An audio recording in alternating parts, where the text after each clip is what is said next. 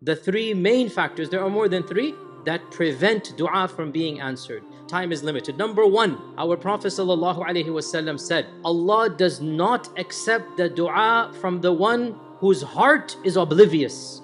Min qalbin ghafil.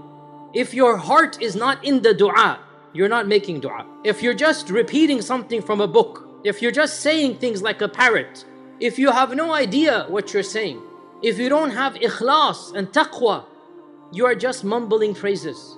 So the Prophet ﷺ said, Allah does not accept the dua from the one whose heart is somewhere else. Min qalbin ghafil. So you want your dua to be answered, then you had better put your heart and soul into the dua. You know what you're saying and you're saying it with meaning. And that is why when you make dua, it is better to make dua in your own language from the heart rather than to repeat something in Arabic that you do not know. Dua can be done in any language. So the dua should come from the heart and it should have meaning to it. That's the first impediment. Number two, the second impediment of dua not being accepted is that the issue of haram food and drink. The issue of eating and drinking from haram money. And when you don't care about where your money comes from, well then the dua will be rejected. And our Prophet ﷺ gave the example of the traveler who is far away from his family. He is tired, dusty, disheveled, and he's all alone. He raises his hands up to Allah. He says, Ya Rabbi, help me, Ya Rabbi, help me. Everything is gonna work out for him.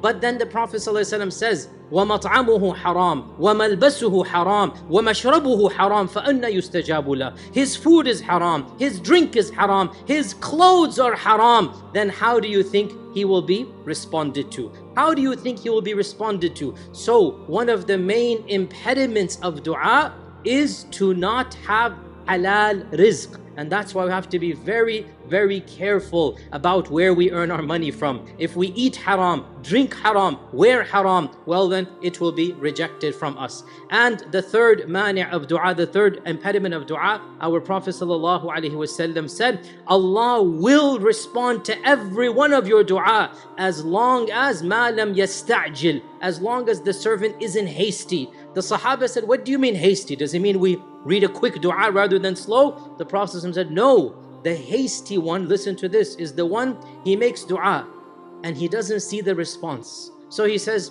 Allah is not going to respond, and he stops making dua. He stops making dua because he doesn't see the effect of the dua. And the Prophet is saying, Allah will respond as long as you don't give up. So giving up on Allah, astaghfirullah, giving up and saying Allah is not going to answer my dua is one of the main causes of dua not being responded. To summarize and conclude, number one, what is the number one issue of dua not being responded? When you're not paying attention, you're just saying things. Number two, you don't care about your rizq, you're not care about where your own money is coming from, then the dua itself is not going to be responded. And number three, when you're hasty in dua, don't do these things and inshallah your dua will be responded to.